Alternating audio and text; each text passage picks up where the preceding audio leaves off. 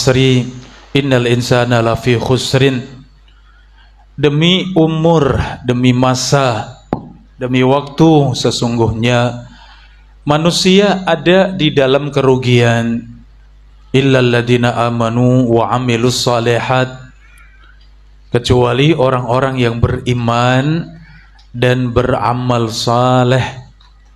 Wa tawassaw bil haqq wa tawassaw bis sabr, dan yang saling berwasiat di atas kebenaran dan saling berwasiat untuk selalu bersabar.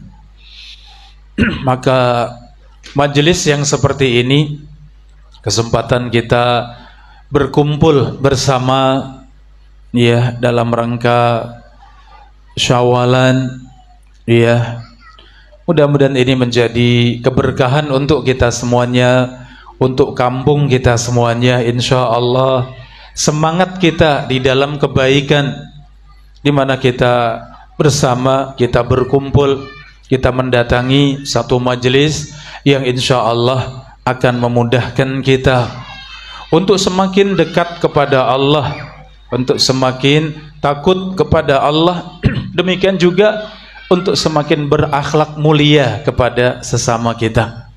Bapak Ibu jamaah rahimani wa rahimakumullah, tema yang kita kaji pada kesempatan kali ini insyaallah tidak lama-lama insyaallah ya. Tema kita adalah untuk saling memaafkan. Ya, tema kita untuk saling memaafkan. Ternyata salah satu dari akhlak mulia adalah mudah memaafkan. Ya, salah satu akhlak mulia di dalam Islam itu mudah memaafkan. Bapak Ibu, saudara-saudari rahimakumullah, Rasulullah sallallahu alaihi wasallam bersabda, kullu bani Adam khata. Setiap anak Adam pasti berbuat salah. Wa khairul khata'ina at-tawwabun. Dan sebaik-baik yang berbuat salah yang segera bertaubat, segera meminta maaf. Ini Bapak Ibu jamaah rahimakumullah, semua dari kita tanpa kecuali pasti kita jatuh di dalam kesalahan. Apakah itu kesalahan kepada Allah ataupun kesalahan kepada makhluk, kesalahan kita kepada orang lain. Tidak ada seorang pun dari kita yang selalu benar, yang tidak pernah salah ya. Ini yang Rasulullah sallallahu alaihi wasallam ingatkan untuk kita semuanya, kullu bani Adam khata. Ya, setiap anak Adam pasti jatuh di dalam kesalahan, jatuh di dalam dosa. Ini jamaah rahimani wa rahimakumullah, bagaimana sikap kita kalau kesalahan itu dari diri kita? Ketika kita muhasabah, kita introspeksi diri, kita mendapati, oh iya, dalam diri saya memang salah, ada yang salah, ada yang kurang pas. Saya pernah berkata yang tidak baik, yang tidak pas. Saya pernah bersikap, saya pernah mengerjakan yang tidak mengenakkan orang lain ya. Atau yang kedua, kalau ternyata yang salah orang lain. Ya, Bapak Ibu jamaah rahimakumullah, kalau ternyata yang salah orang lain, bagaimana sikap kita menghadapi ya, menghadapi kesalahan orang lain? Bapak Ibu, saudara-saudari rahimakumullah, Allah dan Rasulnya sudah menuntun kita semuanya untuk akhlak yang satu ini yang kita bahas. Wa innaka la'ala khuluqin azim. Engkau wahai Muhammad ada di atas akhlak yang sangat agung. Ya, Rasulullah bersabda, innama bu'istu liutammima makarimal akhlak. Aku diutus oleh Allah untuk menyempurnakan akhlak. Maka Rasulullah sallallahu alaihi wasallam, dari akhlaknya para nabi dan para rasul, ternyata Rasulullah yang paling sempurna, sekaligus menyempurnakan akhlaknya para nabi dan para rasul alaihi wassalatu wassalam. Maka kita bersyukur Bapak Ibu rahimakumullah, kita bahagia Nabi kita, Rasul kita Muhammad sallallahu alaihi wasallam adalah manusia yang paling mulia akhlaknya, manusia yang paling agung akhlaknya. Ya, sehingga kita tinggal mencontoh, kita tinggal meniru. Ya, walakum fi rasulillahi uswatun hasanah. Sungguh ada pada diri Rasulullah contoh yang baik. Kalau kita ingin mencontoh, ambillah contoh di dalam agama kita, di dalam akhlak kita, sikap dan ucapan kita. Ambillah contoh dari siapa Bapak Ibu? Dari baginda Rasulullah sallallahu alaihi wasallam ini. Dan kaitannya dengan tadi sifat memaafkan, jamaah rahimani wa rahimakumullah, ya, di mana Allah Subhanahu wa taala mengingatkan pada kita, khudil afwa wa'mur bil urfi wa'arid 'anil jahilin. Ambillah sikap memaafkan. Ambillah sikap untuk memaafkan. Ya, wa'mur bil urfi, dan perintahkan kepada yang baik. Wa'arid 'anil jahilin, berpalinglah dari orang-orang yang bodoh, orang-orang yang tidak berilmu. Perintah yang pertama Bapak Ibu rahimakumullah, ambillah sikap memaafkan. Ya, memaafkan itu menenangkan hati Bapak Ibu. Kalau kita sulit untuk memaafkan, bagaimana perasaan hati kita? Selalu terbebani. Kita sulit untuk memaafkan, mungkin mau tidur saja kita tidak nyaman. Kita susah untuk memaafkan orang lain. Ya, kita tidak tenang mau ke sana, jangan-jangan ada orang itu. Ya, mau belanja sayur yang ada di sana, wah nanti ndak petuk sama yang itu, nggak tenang hidupnya. Iya, mau acara seperti sekarang ini, wah kayaknya pasti orang itu datang, ya. Nggak enak perasaan kita kalau kita tidak memaafkan. Tapi coba kalau kita berakhlak mulia, dengan akhlak mudah memaafkan, apa yang kita rasakan di dalam hati kita? Adem, tenang, tentram, ya. Kenapa? Kita plong, ya. Hati kita ini plong, ya. Tidak ada beban, ya. Kita berjumpa dengan orang lain nyaman, ya. Berjumpa dengan siapapun, iya, saya sudah maafkan, saya sudah selesai, saya tidak ada dendam, saya tidak ada amarah kepada siapapun, ya. Siapapun pasti salah, saya juga butuh untuk dimaafkan orang lain, ya. Kalau kita mudah memaafkan, insya Allah balasannya apa? Orang lain juga mudah memaafkan kita, sehingga hidup itu tenang, ya. Kita bertetangga misalnya, mohon maaf, kita bertetangga misalnya, kalau kita ya bawaannya itu marah, bawaannya itu dendam, bawaannya itu ya jengkel, bawaannya selalu ya marah dengan tetangga, kira-kira nyaman tidak hidup kita Bapak Ibu sekalian? Tidak, ya. Kita mau membuka pintu saja, jangan-jangan petuk sama yang itu, jangan-jangan saling tatap muka dengan yang itu, nggak enak, ya. Perasaan sudah tidak enak, ya. Ini Bapak Ibu rahimakumullah, ternyata sifat tidak mudah memaafkan itu berat Bapak Ibu, ya. Jangan, itu menyusahkan hidup kita. Rasulullah Shallallahu Alaihi Wasallam tidak pernah dendam, tidak pernah marah. Selama itu urusan pribadi, Rasulullah selalu memaafkan. Selama itu hak pribadi, Rasulullah selalu memaafkan. Tidak pernah Rasulullah balas dendam, kecewa, ya, menyimpan amarah, menyimpan permusuhan. Tidak pernah ada di dalam hati Rasulullah sallallahu alaihi wasallam. Makanya Rasulullah seorang yang sangat ceria. Wajah Rasulullah sangat ceria, tidak pernah susah, ya. Kenapa? Beliau sangat mudah untuk memaafkan. Ya, ini jamaah rahimani wa rahimakumullah.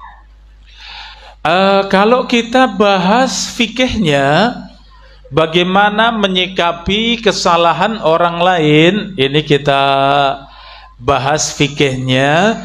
Kemudian kita ingin mengambil yang terbaik, ya Bapak Ibu. Kata para ulama, ketika menghadapi kesalahan orang lain ada 3 pilihan. Ya, menghadapi kesalahan orang lain itu ada 3 pilihan. Pilihan yang pertama, Bapak Ibu, ketika orang lain menyakiti kita, orang lain mendolimi kita, ya, orang lain usil, mengganggu, ya, bagaimana sikap kita? Ada pilihan yang pertama, ini yang paling bawah. Ya, sikap yang paling bawah. Artinya masih ada yang lebih baik. Sikap yang pertama adalah, ya, mendoakan keburukan setimpal dengan kesalahannya. Wah, ini coba kita perhatikan. Bolehkah mendoakan keburukan? Kalau ada orang-orang yang zalim kepada kita, jawabannya boleh, tapi doanya itu setimpal dengan kesalahannya. Ya, ini. Makanya Rasulullah sallallahu alaihi wasallam berwasiat, "Wattaqi da'watal mazlum, fa innahu laisa bainaha wa bainallahi hijab." Takutlah kalian dengan doanya orang-orang yang terdolimi, karena doanya orang-orang yang terdolimi itu tidak ada pembatasnya antara doa tadi dengan Allah subhanahu wa ta'ala. Takutlah dengan doanya siapa Bapak Ibu? Orang-orang yang tersakiti, terdolimi. Takutlah dengan doa mereka. Kenapa? Doa orang yang terdolimi itu langsung sampai kepada Allah, tidak ada pembatas, langsung didengar Allah, langsung sampai kepada Allah, langsung dikabulkan Allah. Wah, serem ya Bapak Ibu. Hati-hati ya, hati-hati, jangan sampai menyakiti orang lain, jangan sampai mengganggu orang lain, ya, jangan sampai membuat kecewa orang lain. Kenapa? Kalau sampai mendoakan keburukan, ini ngeri Bapak Ibu ya. Iya, itu mengerikan, karena doa orang yang terdolimi tidak ada pembatasnya. Bahkan kata para ulama, kalau yang berdoa itu misalnya non-muslim misalnya, bagaimana kalau ia berdoa kepada Allah, Allah pun kabulkan. Sampai pada lintas itu, seandainya yang terdolimi tetangga misalnya non-muslim, kemudian minta kepada Allah, ya, untuk mendoakan keburukan kepada muslim yang mengganggu tadi, itu Allah kabulkan. Ya, jadi pilihan yang pertama ini tentu mudah-mudahan kita sekalipun tidak pernah mendoakan keburukan, ya, untuk orang lain, tapi itu terjadi. Para ulama kita terdahulu banyak kisah-kisahnya ketika mereka benar-benar disakiti, dizalimi sampai benar-benar parah, berat. Ada di antara para ulama yang kemudian mendoakan, ya, mendoakan keburukan tadi setimpal dengan kezalimannya, dan langsung Allah kabulkan. Ya. Jadi ini justru buat kita agar bisa menahan diri, agar kita juga introspeksi diri, jangan sampai menyakiti orang lain, jangan sampai mendolimi orang lain, karena doa orang yang terdolimi itu mustajab, dikabulkan. Ini yang pertama. Kemudian yang kedua Bapak Ibu rahimakumullah, kalau kita didolimi, maka boleh kita menuntut kepada Allah Subhanahu wa taala. Ya. Kita boleh menuntut, ya Allah, orang ini zalim sekali kepada saya. Ya, benar-benar aku tidak ridho, ya Allah. Ya, dan aku akan menuntutnya di hadapan-Mu nanti pada hari kiamat, ya Allah. Seperti ini juga boleh, itu pilihan kedua. Ini mohon maaf Bapak Ibu yang sering ditanyakan itu, Ustadz, saya dipinjami, ya, banyak yang pinjam kepada saya uang, tapi kalau sudah dipinjami susah kembali. Ya, tadi terkadang saya nagih, kadang saya sampai bosan. Bagaimana dengan hak saya di orang tersebut? Ya, nah ini Bapak Ibu. Jadi utang piutang juga harusnya beradab, berakhlak, ya. Kita yang dipinjami berusaha juga untuk membantu saudara-saudara kita. Kita yang dipinjami juga berakhlak yang baik untuk bisa bersungguh-sungguh mengembalikan sesuai dengan kesepakatan. Jatuh tempo, ya dikembalikan segera. Ya, ini. Jangan sampai beling, ya Bapak Ibu rahimakumullah. Jangan sampai beling, ya. Kenapa? Takut dengan doa tadi. Kalau kita memang sudah niat paling juga nagih 5 kali 10 kali, setelah itu bosan sudah lupa misalnya. Iya, mungkin yang menghutangi lupa, tapi Allah lupa tidak Bapak Ibu? Allah tidak akan lupa. Apalagi yang dihutangi tadi, ya ternyata yang dipinjam tadi mungkin tidak terima, apalagi sampai mendoakan keburukan. Ya mudah-mudahan jangan sampai, ya, kasihan saudara-saudara kita. Atau mungkin ia menuntut, iya nggak apa-apa, mungkin dunia sangat susah saya tagih, tapi itu akan saya tagih di hadapan Allah. Itu pilihan yang kedua. Dari dua pilihan ini milih yang mana Bapak Ibu? Iya, milih yang ketiga. Yang ketiga bagaimana? Yang ketiga, seorang yang disakiti, dizalimi tadi, ia mengatakan, aku maafkan karena Allah Subhanahu wa taala. Ini yang paling mulia, ini yang paling agung. Iya. Ia mengatakan, aku maafkan orang tersebut karena Allah Subhanahu wa taala. Wah, ini contohnya sangat banyak Bapak Ibu, dari Rasulullah SAW, para sahabat, para ulama kita banyak sekali. Mereka memilih yang ketiga ini Bapak Ibu.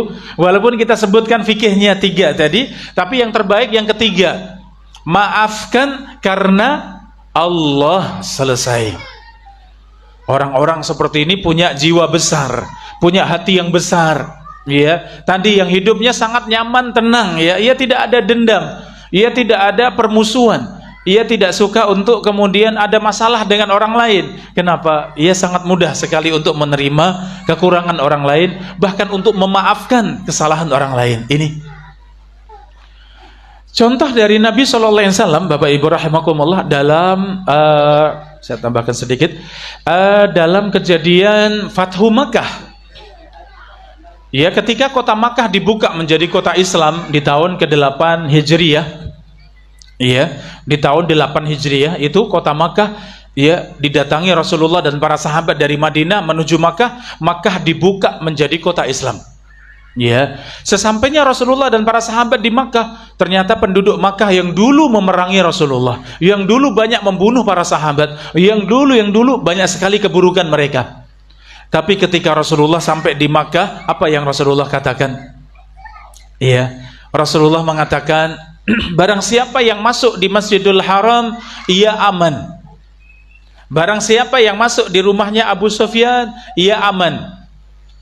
Barang siapa yang meletakkan senjatanya, ia aman. Barang siapa yang tetap di dalam rumahnya, ia aman. Subhanallah. Abu Sufyan mendengar, Bapak Ibu, Abu Sufyan itu pembesarnya Quraisy, ya, yang memerangi Rasulullah. Abu Sufyan ketika mendengar, saya disebut Muhammad, barang siapa masuk di rumahnya Abu Sufyan maka ia aman. Justru hatinya tergerak. Abu Sufyan sadar, langsung mendapat hidayah. Ia datang kepada Nabi SAW mengatakan, asyhadu an la ilaha illallah wa asyhadu anna Muhammadan Rasulullah langsung masuk dalam Islam. Kenapa? Sifat pemaafnya Rasulullah SAW. Kalau Rasulullah dendam, Rasulullah ingin membalas, saatnya untuk membalas. Semua penduduk Makkah yang dulu menyakiti Rasulullah dan para sahabat, saatnya untuk membalas. Iya. Tapi Rasulullah memaafkan. Bapak Ibu rahimakumullah.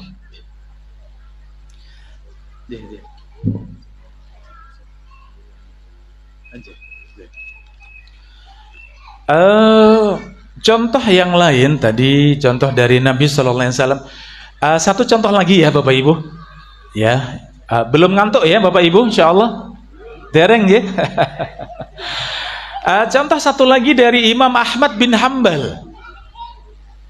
Imam Ahmad itu pernah diuji dengan ujian yang sangat berat. Ketika Imam Ahmad mempertahankan akidah Ahlus Sunnah wal Jamaah, di mana salah satu dari akidah Ahlus Sunnah wal Jamaah mengatakan Al-Quran kalamullah, Al-Quran itu firman Allah. Nah, penguasa di zaman itu sampai beberapa pergantian penguasa masih memegang ya akidah yang menyimpang dari Ahli Sunnah wal Jamaah yang mengatakan Al-Quran itu makhluk. Maka Imam Ahmad tetap bersikukuh untuk mengatakan Al-Quran kalamullah, sehingga Imam Ahmad dipenjara. Imam Ahmad disiksa, dicambuk ya. Itu Imam Ahmad bin Hambal. Ketika Allah kemudian datangkan pertolongan, ketika datang khalifah yang kesekian, kemudian Allah berikan hidayah kembali kepada akidah Ahlussunnah wal Jamaah. Di antara tukang cambuk masih hidup, ia mendapati Imam Ahmad. Dulu saya yang nyambuk Imam Ahmad, tentu atas perintah khalifah ya. Maka Al-Gojo yang nyambuk Imam Ahmad ini kemudian mendatangi rumahnya Imam Ahmad, mengetuk pintu. Dibukakan putranya Abdullah bin Imam Ahmad. Abdullah membukakan pintu, kemudian tamu tadi mengatakan, saya yang dulu mencambuk ayahmu, aku datang untuk meminta maaf. Aku datang untuk meminta maaf. Maka Abdullah datang kepada ayahnya, wahai ayahanda, ada seorang tamu, dia mengatakan, ia Al-Gojo yang dulu mencambuk engkau, ia ingin meminta maaf. Kata Imam Ahmad, aku sudah maafkan ia dan semua yang pernah menyakiti aku. Subhanallah, ini jawabannya, aku maafkan orang tersebut dan semua yang pernah menyakiti aku. Maka Abdullah kaget. Wahai ayah, segitu mudahnya engkau memaafkan? Wahai ayahanda, segitu mudahnya engkau memaafkan? Maka Imam Ahmad mengatakan, aku maafkan karena Allah Subhanahu wa ta'ala, aku berharap nanti menghadap kepada Allah dalam keadaan Allah memaafkan dosa-dosa saya. Subhanallah. Hati-hati yang beriman, hati-hati yang besar. Mudah atau tidak Bapak Ibu untuk memaafkan? Sangat mudah, dan hidupnya itu sangat bahagia. Maka ini Bapak Ibu, ya kesempatan kita untuk berjumpa, kita bersama, kita bermajelis seperti ini ya. Jangan sampai menyisakan dalam hati kita ya kecewa, dendam, permusuhan, jangan sampai ada ya, sehingga sesama kita monggo, ini kesempatan kita untuk saling legowo. Kalau kita sudah meninggal, pasti nanti akan dipertemukan di hadapan Allah yang namanya kisos, yang namanya hisab Allah, itu berat.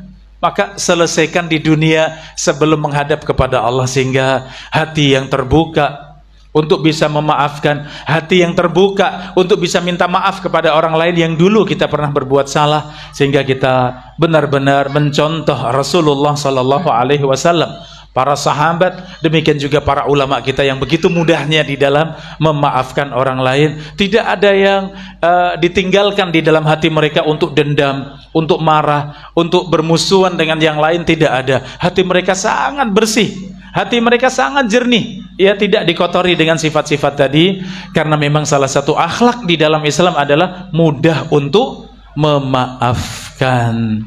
Baik, sampai di sini Bapak Ibu apa yang bisa saya sampaikan ya. Mudah-mudahan yang sedikit ini ya memberi motivasi buat kita untuk punya hati yang bersih, hati yang tenang, hati yang mudah untuk menerima kekurangan orang lain. Ini juga berlaku untuk suami istri ya Bapak Ibu.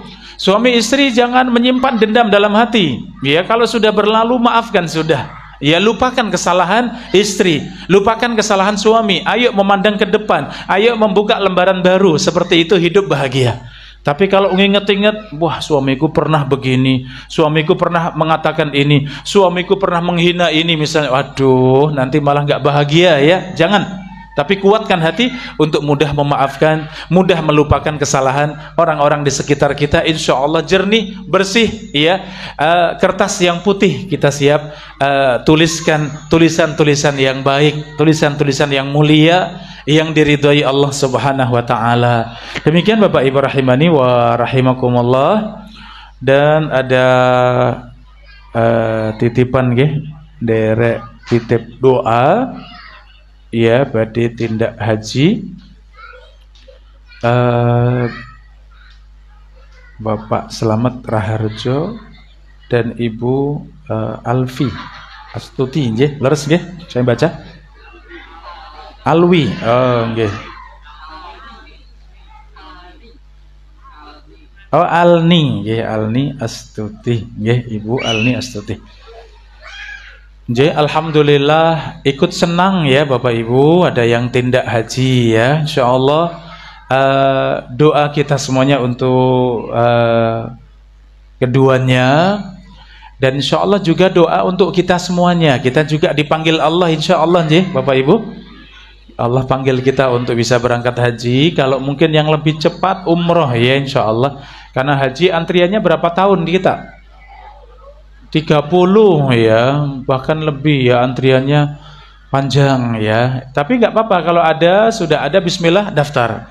Masalah nanti bisa berangkat atau tidak, Allah yang maha tahu dengan niat kita ya.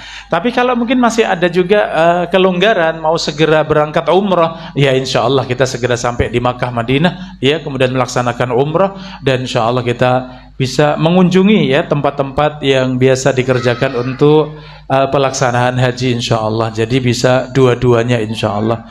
Tapi Bapak Ibu rahimani wa rahimakumullah, sebelum kita tutup mari kita berdoa, dan juga diantaranya adalah mendoakan saudara kita yang berangkat haji. Bismillahirrahmanirrahim. Alhamdulillah wassalatu wassalamu ala Rasulillah. Allahumma salli wa sallim wa barik ala Muhammad. Allahumma ighfir lil mu'minina wal mu'minat wal muslimina wal muslimat al ahya'i minhum wal amwat innaka sami'un qaribun mujibud da'wat ya qadiyal hajat. Allahumma a'izzal islama wal muslimin wa adilla syirka wal musyrikin wa ahlik al kafaratal mujrimina ya rabbal alamin. Rabbana la tuzigh qulubana ba'da idh hadaitana wa hab lana min ladunka rahmah innaka antal wahhab. Allahumma rzuqna ilman nafi'an wa rizqan tayyiban wa amalan mutaqabbala. Allahumma inna na'udzubika min ilmin la yanfa' wa min qalbin la yakhsha wa min nafsin la tasba' wa min da'watin la yustajabu laha. Allahumma ati anfusana taqwaha wa zakkiha anta khairu man zakkaha anta waliyuha wa maulaha. Allahumma ighfir lana wa liwalidina warhamhuma kama rabbayana shighara. Allahumma ighfir lana wa li ikhwanina alladhina sabaquna bil iman wa la taj'al fi qulubina ghillan lil ladzina amanu rabbana innaka ra'ufur rahim. Rabbana hab lana min azwajina wa dhurriyyatina qurrata a'yun waj'alna lil muttaqina imama.